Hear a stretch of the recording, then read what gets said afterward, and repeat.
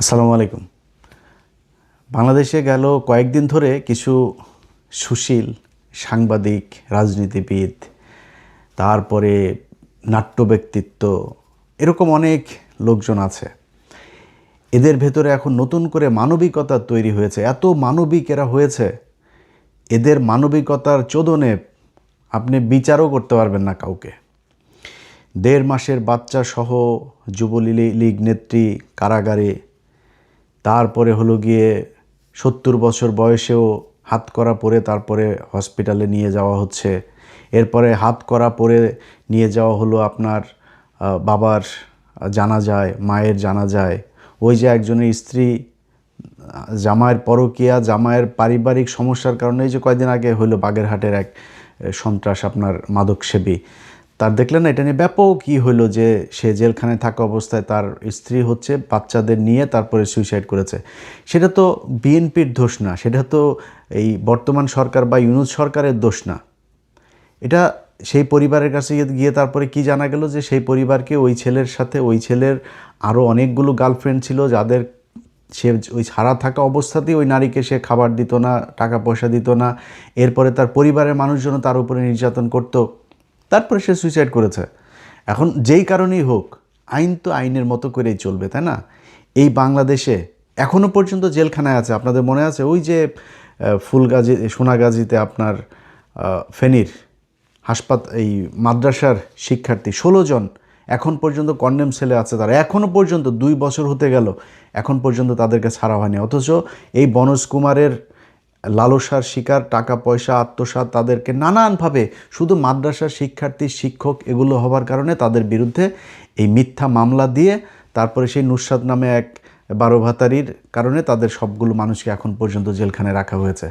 এই ১২ ভাতারিরে বেঁচে তার ২ ভাই পয়সা পাতি কামিয়েছে, পরিবার বড়লোক হয়েছে, বিল্ডিং উঠেছে বাড়িতে। বনজের সেই ওসি শাহ আলম থেকে শুরু করে অনেক লক্ষ লক্ষ কোটি কোটি টাকা কামিয়েছে, তারা এখন পর্যন্ত জেলখানায় আছে।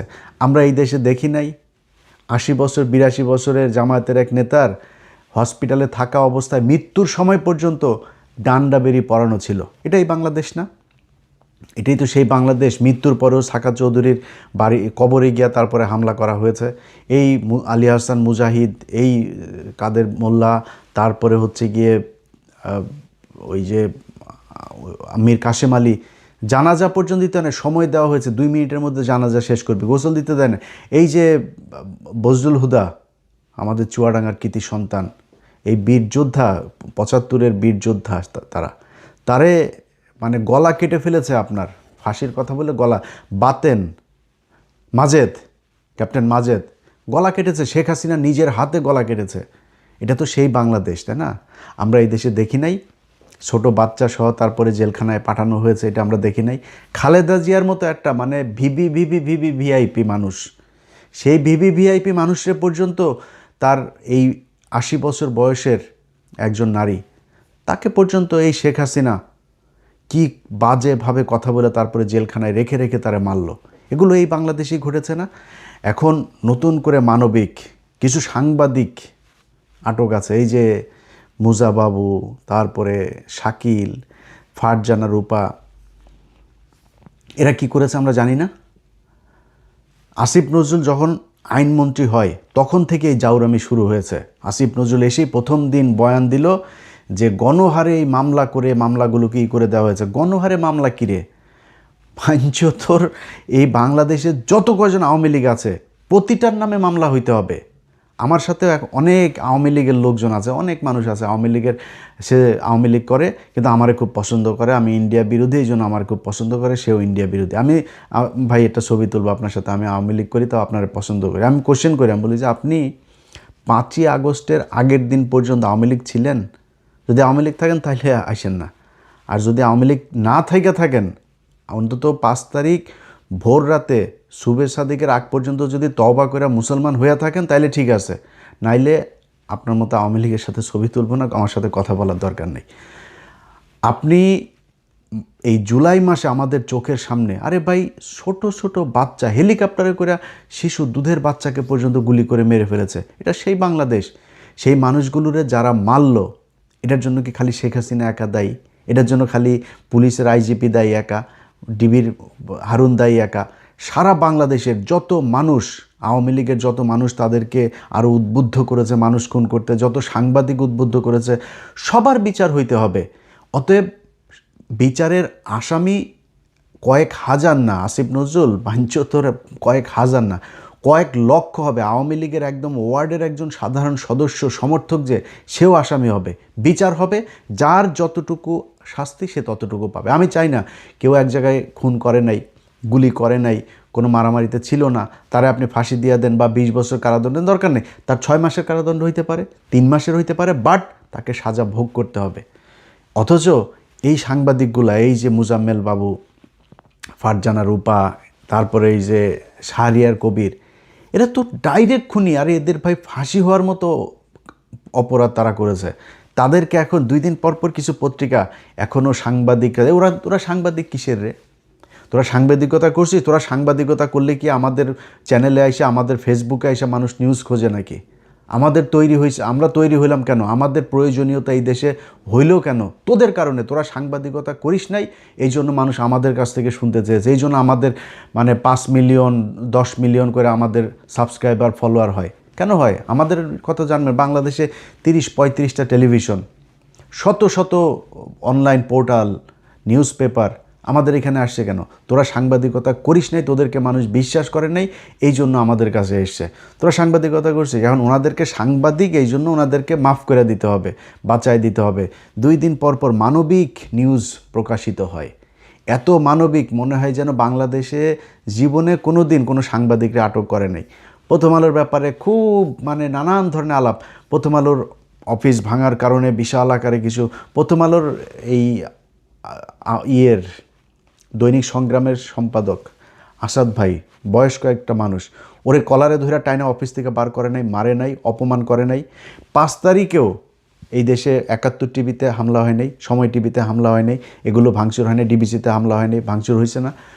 তো এই দেশে তো হয়েছে, তো আমার দেশ পত্রিকা বন্ধ করে দিয়েছে, কই তখন চিল্লায় নাই তো। বিষয় হচ্ছে খুব সুনির্দিষ্ট একটা এজেন্ডা নিয়ে এরকম কিছু সাংবাদিক, বুদ্ধিজীবী, রাজনীতিবিদ এই কথাগুলো বলে যাচ্ছে, এটাকে খুব নর্মালাইজ করতে যাচ্ছে। ভাই, যদি মনে করেন এই আসিফ নজরুলের মতো এরকম আরও কিছু জাউরা আছে, এই যে যেমন ধরেন এই বিকাশ নুরু, এই বিকাশ নুরুর অবস্থাটা দেখেন, ওই এই 5 তারিখের পর থেকে চাঁদাবাজি, মানুষের টাকা পয়সা লুটপাট, আওয়ামী লীগের লোকজনের টাকা পয়সা দখল, বিভিন্ন জায়গায় ব্যাংক ট্যাঙ্কে যায়, তারপরে ওর এই লোকজন নিয়ে, তারপরে মপটপ করে শত শত কোটি টাকা নিয়ে নতুন নতুন পাঞ্জাবি গায়ে দেয়, আর হে এখন সুশীল হয়ে গেছে। এই আফ্রিদির বাপের আর আফ্রিদিরে এইটারে নিয়া তোর দরকার কি? ভাই, আমার সাথে নুরুর তো কোনো সমস্যা নাই। 5 তারিখ থেকে আজকে পর্যন্ত আমি ইলিয়াস হুসাইন যদি টাকা কামাইতে চাইতাম, ভাই আমরাও 200-400 কোটি টাকার মালিক হয়ে যাইতে পারতাম। আমরা তো কারোর এগুলি করি নাই। আমরা আওয়ামী লীগের ব্যাপারে, আমাদের কি খুব ঘনিষ্ঠ মানুষজন আওয়ামী লীগের কেউ নাই?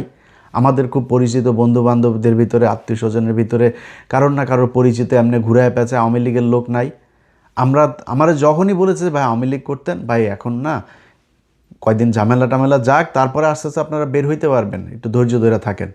কোনো দিন কেউ বলতে পারবে না যে কোনো সচিবালয়, কোনো কোর্ট, কোনো আদালত, জজ সাহেব, আইন মন্ত্রণালয়, অ্যাটর্নি জেনারেল কারোর কাছে কোনো দিন কোনো আওয়ামী লীগের ব্যাপারে গিয়ে তারপরে কোনো তদবির করেছে, কেউ বলতে পারবে না।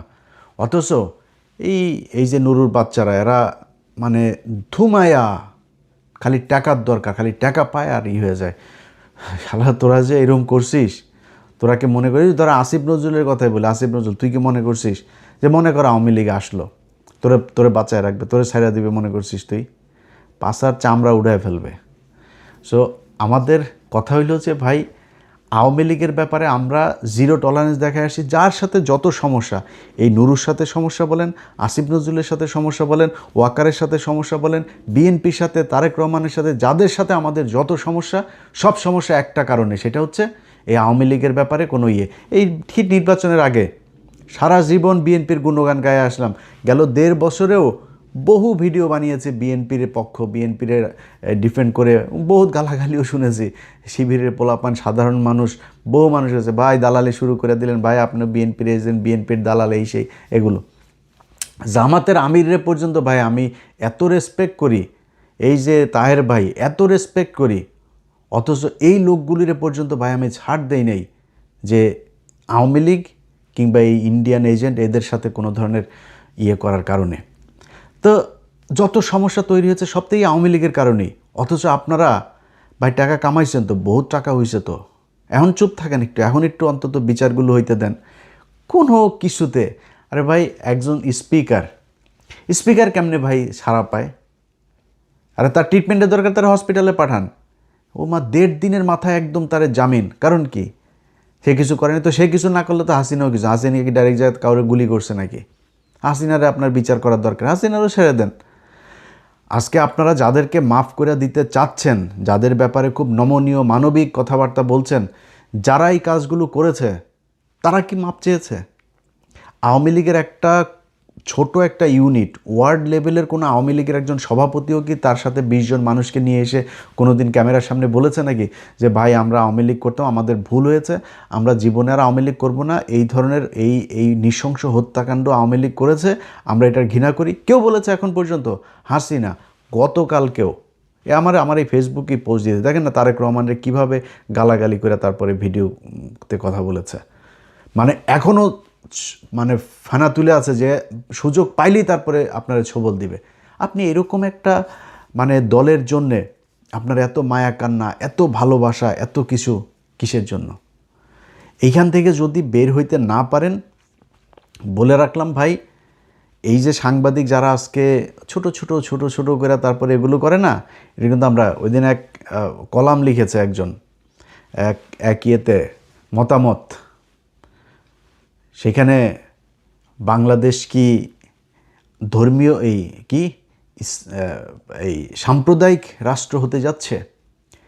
তো আমি একটু দেখতে গেলাম যে মানে কি কারণে নিউজ করলো। ওমা, পাকিস্তানের স্বরাষ্ট্রমন্ত্রী এসছে বাংলাদেশে, এইটাকে নানানভাবে ঘুরায়া পেঁচায়া মনে করেন সেই গরুর আর কুমিরের রচনার মতো বানায় নিয়ে আইসা তারপরে এখানে বোঝাইলো যে বাংলাদেশের সাথে পাকিস্তানের সম্পর্ক অনেক ভালো হয়ে যাচ্ছে, এইটা হইলো সমস্যা। পাকিস্তান তোমারে লাগায়, পাকিস্তান তো তোদের আমি তো ভাই বহুবার বলছি, আপনারা আবার অনেকে, আমার তো লোকজন অনেক মানে ভদ্র, তো এরা আবার একটু মুখটু খারাপ করলে পছন্দ করেন না, নিজেও করতে চায় না, বয়স হয়ে যাচ্ছে, এখন একটু সুন্দরভাবে কথা বলতে হবে, না বললেও পারি না ভাই। এদের কিছু বললে আবার এরা কয় যে আমরা হইলাম গিয়া পাকিস্তানের রাজাকার, পাকিস্তানি ইয়েটি, এগুলো বলে না ভাই।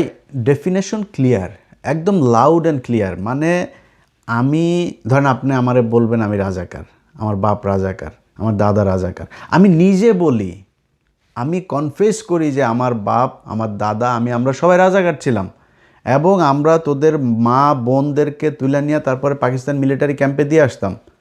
ওইখানে তোর মা বোনেরা প্রেগনেন্ট হুয়া, এরপরে তোরা পয়দা হুয়া, তো বিষ তো ভাই তোরা কান্দাকাটি তোরা করবি, তোরা এটা না বুঝে আন্দাজে তো আমাদেরকে জিতাই দিলে হবে না, তাই না? এখন পাকিস্তানের নিয়ে তাদের বিশাল আকারের সমস্যা। পাকিস্তানের খেলাটা হইলো, দেখেন এই খেলাটা নিয়ে আইছে মেহের আফরোজ শাওন সহ অনেক সুশীলেরা, বুঝছেন, পাকিস্তানের ইয়েতে হারাতে কষ্ট হচ্ছে, এই হচ্ছে সেই হচ্ছে। বেটা পাকিস্তানের নিয়ে কষ্ট হওয়ার কিছু নাই তো। পাকিস্তান আমাদের বড় ভাই, আমরা ছোট ভাই, বড় ভাই ছোট ভাইরে হারাইতে চাই না, জিতা দিচ্ছে ভাই তুই জিতা যা। আবার আমরা মাঝে মধ্যে বড় ভাইরে সম্মান দিয়ে ভাই তুই জিতা যা, আমরা খেলি না, আমরা জাস্ট এটা ওয়ার্ম আপ করি। এই ওয়ার্ম আপ করি হলো ইন্ডিয়ার সাথে খেলার জন্য, বুঝছিস না? তোদের কান্দাকাটি করার কারণটা কি? বাংলাদেশের মানুষ বুঝায় দেয়, স্টেডিয়ামে যায় দেখিস পাকিস্তানের বিরুদ্ধে কোনো দর্শক নাই। ইন্ডিয়ার সাথে খেলা হইতে গেলে এখন মনে হয় আগের ভারত পাকিস্তান খেলা হইতো না, বাংলাদেশের সাথে ইন্ডিয়ার খেলা হইতে গেলে এখন ওই ধরনের একটা ফ্লেভার কিন্তু তৈরি হয়, ওই ভাইবটা নিয়ে আসে মাঠের মধ্যে। খেলা শুরুর 1 সপ্তাহ আগে থেকে ফাইট শুরু হয় পশ্চিমবাংলা আর পূর্ব বাংলার মধ্যে এই ক্রিকেট নিয়ে। এইটা আমাদের দেশের জনগণ বুঝতে পেরেছে যে আমাদের শত্রু ভারত, এই কারণে এরকম হয়। দেখছিস না পাকিস্তানের স্বরাষ্ট্রমন্ত্রী এসে জিয়াউর রহমান খালেদা জিয়ার কবর জিয়ারত করতে গেছে, দেখছিস না মানুষ পাকিস্তান জিন্দাবাদ, বাংলাদেশ জিন্দাবাদ, আসসালামু আলাইকুম এগুলো করছে, বুঝছিস না? এগুলো কিন্তু আমাদের দেশের বদলে যাওয়া এক সিনারিও, এগুলো আমরা তৈরি করেছি, এই গেল 15 বছরে মানুষকে বুঝায় বুঝায় বুঝায় বুঝায় সত্যটা সামনে নিয়ে আসা হয়েছে। যে ইতিহাস মানুষকে জানতে দেওয়া হয়নি সেই ইতিহাস আমরা তুলে ধরেছি, তুলে ধরে ধরে মানুষকে বোঝানো হয়েছে যে Pakistan is not our enemy. এইটা মানুষ বুঝতে পেরেছে। এটা হচ্ছে গিয়ে আমাদের এখনকার বর্তমান বাস্তবতা। এই বাস্তবতায় দাঁড়িয়ে তারপরে আপনি এখন পাকিস্তানের সাথে সম্পর্ক হইলে আমরা বিশাল আকারে জঙ্গি রাষ্ট্র, সাম্প্রদায়িক রাষ্ট্র হয়ে যাব। কই শুভেন্দু ওইদিকে বলে এটা হিন্দু রাষ্ট্র, এখানে কোনো ধর্ম মুসলমান সাম্প্রদায়িকতা কোনো কিছু চল, মুসলমান হলে পিটানো, মসজিদের ভেতরে যায় এই করে। কই নিউজ কই? এক বাংলা এডিশন ছাড়া আমি তো কারো নিউজ দেখি না। আরও 2-4টা আছে, এই যেমন আমার দেশ, 21 টিভি, এনটিভি, কয়েকটা টেলিভিশন আছে। বাট যারা এই যে অসাম্প্রদায়িকার কথা বলে, কোথায় 71, সময়, ডিবিসি, প্রথমা, ডেইলি স্টার, কই দেখি না তো এদের অসাম্প্রদায়িকতা কোথায়? নাই তো। তখন ওই জায়গায় গেলে আর অসাম্প্রদায়িকতা থাকে না নাকি? অসাম্প্রদায়িকতা খালি মুসলমানদের বেলায় আসে। এই হইল গিয়া বর্তমান পরিস্থিতি। তাদের খুব আক্ষেপ পাকিস্তানের সাথে কেন সম্পর্ক ভালো। পাকিস্তানের সাথে সম্পর্ক না, পাকিস্তানের সাথে সব সম্পর্ক ঠিক হইতে হবে। শতভাগ অ্যাক্সেস তাদেরকে দিতে হবে। আমাদের সাথে তাদের গোয়েন্দা চুক্তি, সামরিক চুক্তি, বাণিজ্যিক চুক্তি, অর্থনৈতিক চুক্তি, শিক্ষা চুক্তি, সব চুক্তি হইতে হবে। আমার পোলাপান যা ওইখানে পড়াশোনা করবে, ওরা এখন ফ্রি স্কলারশিপ দিচ্ছে, সেখানে যাবে। ওদেরগুলো আমাদের এখানে আসবে। 2 বিশ্ববিদ্যালয়ের সাথে আমাদের মানে কারিগরি যেই আপনার শিক্ষার যেসব পদ্ধতিগুলো আছে সেগুলো আদান প্রদান হবে, সব কিছু হবে, হইতে হবে। এটা আমাদের জন্য। ধরেন পাকিস্তান যদি নাকি আমাদের সাথে এখন চায়ও, বা আমরা যদি চাইও, 2 দেশ কি এক হইতে পারবে? সম্ভব না। আমার এক হওয়ার দরকার নেই। আমার এক হইতে হবে, কারণ পাকিস্তানের শত্রু আমার শত্রু, শত্রুর শত্রু আমার বন্ধু। পাকিস্তান আমার এই জন্য বন্ধু, পাকিস্তান আমার মুসলমান ভাই।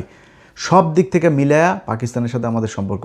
এটা ওনাদের নানান হিসাব টিসাব মিলে, আমি ওই কলামটা পড়লাম, মানে বিরাট ইতিহাস মিতিহাস দিয়া ঘুরায় পেঁচায়া তারপরে পাকিস্তানের সাথে আমাদের সম্পর্ক হলে সাম্প্রদায়িক হয়। এবারটা সাম্প্রদায়িক কিরে? আমার দেশের 95% মানুষ মুসলমান। সাম্প্রদায়িক মানে কি?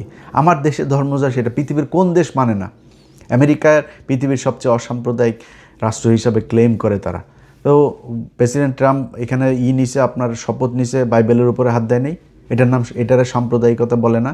ওইটারে তো আবার বলেন না সাম্প্রদায়িকতা। আমাদের যদি এখন কোরআন শরীফ নিয়ে বললে, আমাদের আবার কোরআন পাঠের পরে আবার ত্রিপিটক পাঠ, বাইবেল পাঠ, তারপরে ওই আপনার হিন্দুদেরটা সব পাঠ মাঠ করে এরপরে আমার লেভেল করতে হয়, মানে আমার বুঝাইতে হবে অসাম্প্রদায়িক। এখন নতুন নতুন অনেকই তৈরি হয়েছে। এই যে পুলিশের ডিআইজি রেজাউল করিম মল্লিক, তিনি বলেছেন আমরা জাতীয়তাবাদী, সারা জীবন জাতীয়তাবাদীর পথ থেকে কখনো বিচ্যুতি হয়নি। এ লোক গেল 15 বছর মানে ডিটেনশন খেটেছে, সে তো মানে কোনো পদে যাইতে পারে নাই। এটা পানিশমেন্ট পোস্টিংয়ে ছিল। সে বলেছে আমি জাতীয়তা। এবার জাতীয়তাবাদী মানে কি? জাতীয়তাবাদী মানে বাংলাদেশি, মানে জাতীয়তাবাদী। জাতীয়তাবাদী মানে কি বিএনপি? জিয়াউর রহমান ডিফাইন করে দিয়ে গিয়েছে যে বাংলা, পূর্ব পাকিস্তান আর পশ্চিম পাকিস্তান দুই দেশে বাঙালি। তো ওরা যদি বাঙালি হয়, আমরা যদি বাঙালি, তাহলে তো আর 2 দেশ আলাদা থাকলো না। আমরা কেন বাংলাদেশি, এইটা জিয়াউর রহমান ডিফাইন করে দিয়ে গিয়েছে, এবং এই জায়গাতে দাঁড়িয়ে আমাদের নতুন একটা বাংলাদেশ তৈরি হয়েছে। শেখ মুজিবের সেই বাংলাদেশ থেকে জিয়াউর রহমান আমাদেরকে এই জায়গায় আলাদা করে দিয়ে গিয়েছে। যদি আলাদা না থাকে তাহলে ভারত আর বাংলাদেশের মধ্যে কোনো পার্থক্য থাকবে না। তো সে বলেছে খালি আমি জাতীয়তাবাদী, যেহেতু বলেন আমি বিএনপি। তোদের পুলিশেরা, তোরা আজকে যারা কিনা যেই নিউজগুলো, বিবিসি পর্যন্ত, এই আকবর টাকবর, এরা বুঝছেন, এরা হইল গিয়া সব এই প্রথম আলো, ডেইলি স্টারের প্রক্সি দেয়। কয়েকটা পত্রিকা আছে, বিজনেস স্ট্যান্ডার্ড, তারপরে বিডি নিউজ 24, এই ডয়চে ভ্যালি, তারপরে হইল গিয়া বিবিসি। এরা এখন প্রথম আলো, ডেইলি স্টার খুব ভালো শেপে নাই, তো এখন ওদের দিয়ে এরা করায়, এগুলো করায়। তো ওনাদের এখন খুব গায়ে লেগেছে যে উনি জাতীয়তাবাদী কেন বললো। জাতীয়তাবাদী বলবে না কেন? তোদের বাপেরা যখন জয় বাংলা বলে স্লোগান দিত তখন তো কিছু বলিস নাই। জয় বাংলাতে আওয়ামী লীগের স্লোগান। বাংলাদেশে মুক্তিযুদ্ধ জয় বাংলা বলে হয় নাই।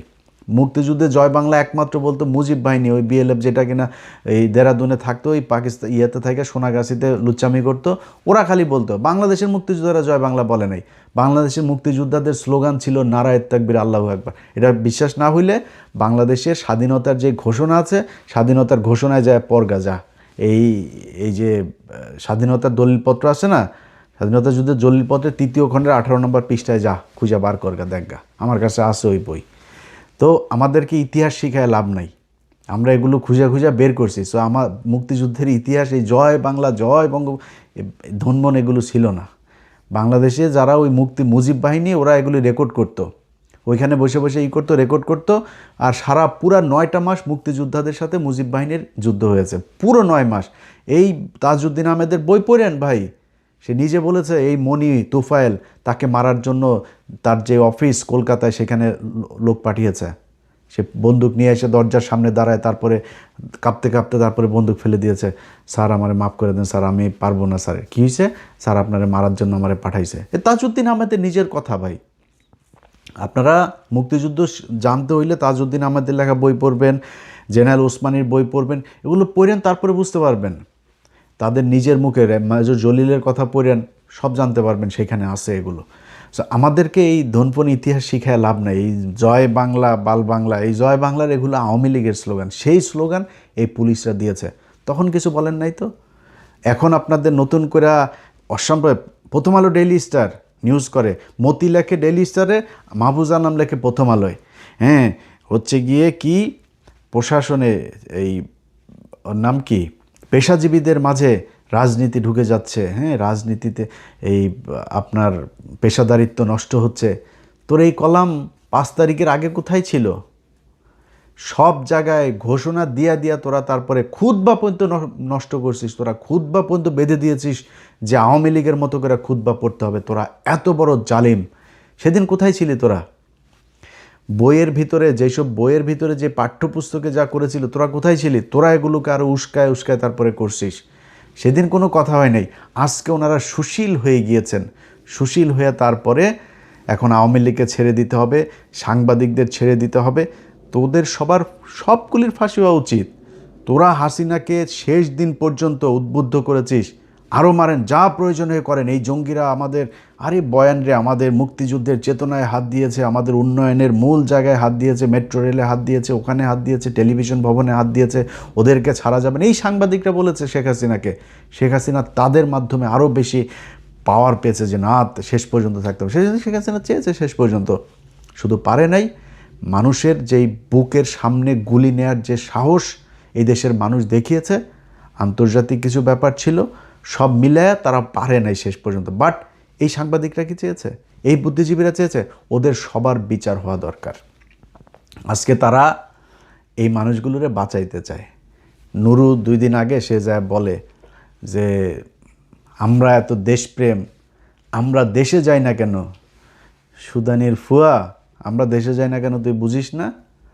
আমরা দেশে যাই না কারণ হয়েছে তোদের মতো জাউরারা, যারা কিনা আওয়ামী লীগরা এখনও টিকায় রাখতে চাস, তোদের কারণে আমরা দেশে যাইতে পারি না। আর আরেকটা দেশে যাই না কারণ কি জানিস? এটা হলো তোরে যে বিকাশের টাকা পাঠাই না আমরা এখানে কামলা দিয়া, ওই তোরে তো বিকাশের টাকা দিতে হবে। তোরে টাকা দেওয়ার জন্য আমরা কামলা খাটি বাইরে, এই জন্য আমরা দেশে যাইনি। সুদানির ফুয়া, তুই আবার এসে এনে ভাব মারাইস না। তোর বাপের নিয়ে কথা বলতে গেলে হিসাব করে কথা বলবি। তোর বাপের হাতের মধ্যে ফকিন্নির মতো তোর ওই বাপদের কাছ থেকে টাকা পয়সা নিয়ে মানুষের তদবির করে মানুষের একটা দিতে বলিস, একটা প্রমাণ দিতে বলিস ইলিয়াস রেনিয়া যে কোনো জায়গায় তদবির করে কারোর কাছ থেকে 4 আনা পয়সা নিছে, কোনো ব্যবসায়ীর কাছ থেকে যায় তারপরে জিম্মি করে যে আপনারা এইটা করতে হবে, আপনারা মামলা থেকে বাঁচাই দিব, এই করে দিব, আপনার টাকা দিতে, একজনের কাছ থেকে নিয়ে দেখাইস আমারে। ওই দিন গদলা নিজের গলার মধ্যে নিজের জুতা নিয়ে তারপরে ফেসবুকে ইউটিউবে আইসা লাইভ করে সারা জীবনের জন্য মুখ লুকায় ফেলবো। এত সোজা তোর কোন ব্যাপারে নিয়ে কথা কইস? তুই এখন কিছু টাকা পয়সা হয়েছে, তুই এখন ভাবের ঠেলায় সারা জীবন তোর পিছনে লাগিয়ে থাকবো। তোর শান্তিতে থাকতে দেবো না। তোর পিছনে কী করতে এটা তুই জানিসও না। দেখবি খুব বেশি দিন না, অল্প কয়েকদিনের মধ্যে দেখবি সারা দেশের মানুষ দেখবে তুই কারে খেপাইছিস, তুই এটা চিনতে পারিস নাই। তোর ঘরের মধ্যে ঢুকে তোর ঘরের খবর নিয়ে আসবো, চিনিস আমারে? অপেক্ষা কর। যাই হোক ভাই, শেষ করি খালি একটা কথা বলা, বিএনপি করেন, জামাত করেন, আপনাদের কাছে আল্লাহর ওয়াস্তে আমি চাই না আওয়ামী লীগের সবার ফাঁসি হয়ে যাক। প্রথমত আওয়ামী লীগকে মাপ চাইতে হবে, দ্বিতীয়ত মাপ চাওয়ার পরে যার যতটুকু অপরাধ তাকে ততটুকু হইতে হবে, তার বিচার হইতে হবে। একদম শেষ লেভেলের যেই নেতাটা, যেই কর্মীটা সেদিন মাঠে ছিল, সেও এই হত্যাকাণ্ডের সাথে জড়িত। একটা হত্যাকাণ্ডের মধ্যে খালি যে গলায় ছুরি দিয়ে তারপরে হত্যা করে, এইটাই খালি হত্যা না, এইটার সাথে যে ওইটার সহযোগিতা করেছে, যে পরিকল্পনা করেছে, যে এটা এক্সিকিউট করতে মানি দিয়েছে, যে এটা মারার পরে লাশ গুম করতে তারপরে সহায়তা করেছে, যে দেখেছে, দেখে তারপরে সেটা গোপন করেছে, সব কয়জন আসামি। বাট যে সরাসরি জবাই করেছে তার অপরাধ সবচেয়ে বেশি। পরিকল্পনা করেছে সে, তারপরে যে কিনা লাশ গুম করেছে তারা আবার আরেকটা পক্ষ, যে দেখে তারপরে গোপন করেছে সে আবার আরেকটা পক্ষ। এরকম অনেকগুলো বিষয় আছে। সো এইভাবে বিচার হবে, বাট বিচারগুলো হইতে হবে। বিচার ছাড়াই তৌহিদ আফ্রিদির বাপ এমন কি করে নাই, সরাসরি ভাই কমপ্লেন করার লোক আছে এরকম কয়েক শত, যাদের ফেসবুক ইউটিউব নিয়ে তারপরে তাদেরকে গুম করতে চেয়েছে, পিটিয়েছে, বিভিন্ন মানুষজনকে মারার জন্য তারা করেছে, পুলিশের বিভিন্ন অপকর্ম, হাসিনার বিভিন্ন অপকর্ম কাজে মানুষের সোশ্যাল মিডিয়াতে যায় যে করেছে, হারুনের সাথে বসে মানুষকে গুম করার কাজে বা আপনার সহায়তা করেছে। তারা কেমনে জামিন পায়, কিভাবে সম্ভব?